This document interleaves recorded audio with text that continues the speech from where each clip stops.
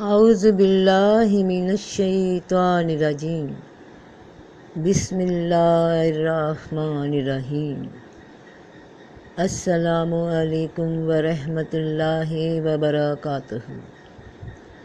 سورہ آل عمران آیت 185۔ ہر جان موت کا ذائقہ چکھنے والی ہے۔ سورہ زمر آیت 42۔ اللہ ہی جانوں کو ان کی موت کے وقت قبض کرتا ہے اور ان جانوں کو بھی جن کی موت ان کے سونے کے وقت نہیں آئی، پھر ان جانوں کو روک لیتا ہے جن پر موت کا حکم فرما چکا ہے، اور باقی جانوں کو ایک میعاد معین تک بھیج دیتا ہے۔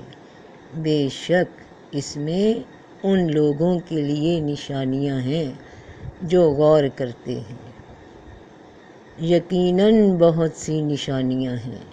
سب سے پہلی نشانی جو بہت غور طلب ہے کہ موت ایک انسان میں تبدیلی کا نام ہے، ایک حالت سے دوسری حالت میں جانے کا نام ہے۔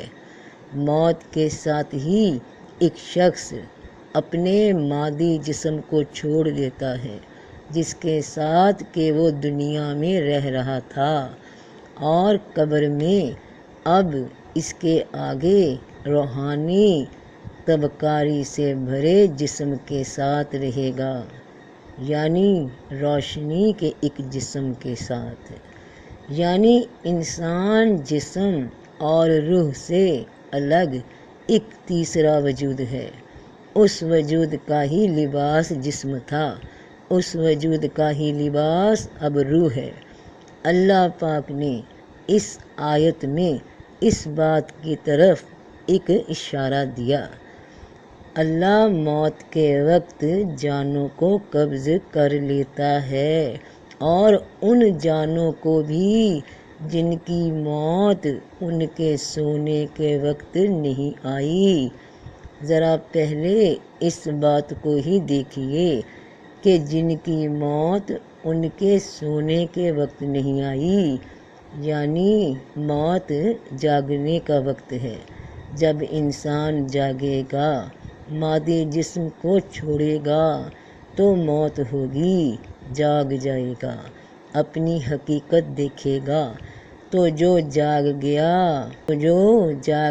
ہوگا، جس نے یہ مشاہدہ، یہ تجربہ کر لیا ہوگا، ان کی جان کو مادی جسم میں نہیں لوٹایا جائے گا، اور باقی جانوں کو جن پہ ابھی معین وقت ہے مادی جسم کے ساتھ، اور وہ ابھی حقیقتاً سو رہے ہیں، ان کی جان کو لوٹا دیا جائے گا تاکہ وہ اپنا مادی جسم کا مقرر وقت پورا کر لیں۔ تو موت کے ساتھ انسان اپنا مادی جسم چھوڑ کر اگلا جسم جو روحانی روشنیوں کی بناوٹ پہ ہے، پھر اس لباس کو پہن لے گا جیسے یہاں دنیا میں جسم کے لباس میں تھا۔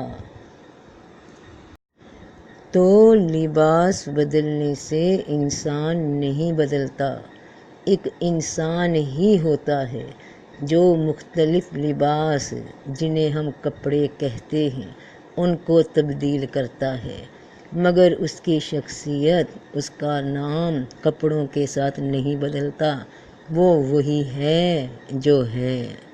تو موت مادی جسم کا خاتمہ ہے، مگر انسان موجود ہے۔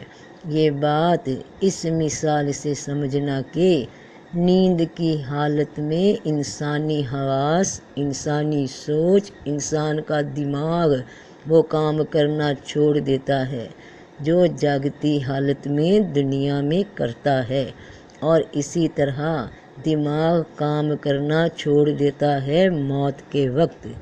یعنی اب جسم کے حواس، جسم کا دماغ اسے دوسرے لباس میں کسی قسم کا مددگار نہیں، اب نئے لباس کے لیے سب نیا ہوگا، مگر انسان وہی پرانا ہے جو یہ سب ہوتے دیکھتا ہے، مگر اب اس کے پاس وہ اختیار نہیں کہ دنیا میں موجود لوگوں سے پہلے کی طرح رابطہ کر سکے، بلکہ اب وہ جس نئی دنیا میں پہنچتا ہے وہاں کے لوگوں سے جو اس کے ہی طرح لباس بدل چکے، اب ان سے اس کا رابطہ ہے۔ پہلے جسم کے لباس کے ساتھ زندہ تھا اور اب روح کے لباس کے ساتھ زندہ ہے۔ اس کی زندگی کے تسلسل میں اسے کوئی فرق محسوس نہیں ہوتا۔ یہ سب یہاں کی باتیں ہیں، اس دنیا کی، کہ موت خاتمہ ہے، مگر ایسا ہرگز نہیں ہوتا۔ خدا پاک کی اس آیت پہ غور کیجئے کہ موت کا ذائقہ چکھنا، ذائقہ چکھنے سے مراد کیا ہوتی ہے؟ کسی شے کو چکھنا، کسی شے کا ٹیسٹ بتانا، اس کے ذائقے کا تجربہ کرنا۔ تو تجربہ کرنے والا کیا تجربہ کرنے کے بعد، مشاہدہ کرنے کے بعد ہلاک ہو جاتا ہے کہ کچھ جانے ہی نہیں؟ یہ تو اسے دکھایا گیا کہ موت کی زندگی جسے تم انکاری ہو یا نہیں ہو، وہ تو آ کر ہی رہنی ہے۔ جس طرح تم یہاں جی رہے ہو آگے بھی جیو گے، کسی نئے لباس اور وجود کے ساتھ۔ اسی دنیا میں یہ تجربہ بھی تم کر چکے۔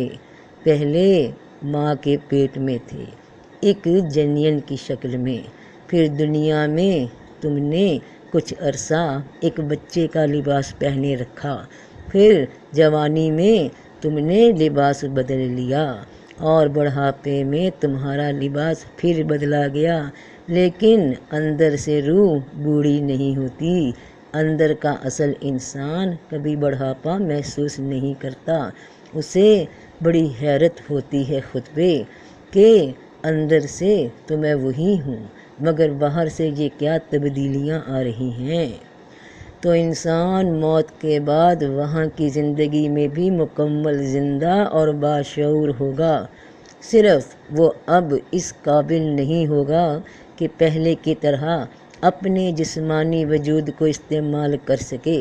اس کی مثال کچھ ایسی ہوگی جیسے کوئی کومے میں ہو یا پودوں کی حالت میں ہو، جس کے ذریعے وہ اپنے ارد گرد جو کچھ ہو رہا ہے اسے دیکھ اور سن تو سکتا ہے، مگر کوئی رد عمل ظاہر نہیں کر سکتا۔ مرنے والے کو معلوم ہو جاتا ہے کہ کون اس کے جسم کو نہلا رہا ہے، دھوتا ہے اور کفن دیتا ہے، جو اس کی نماز میں شریک ہے، کون اسے قبر میں رکھتا ہے اور تعزیت کرتا ہے۔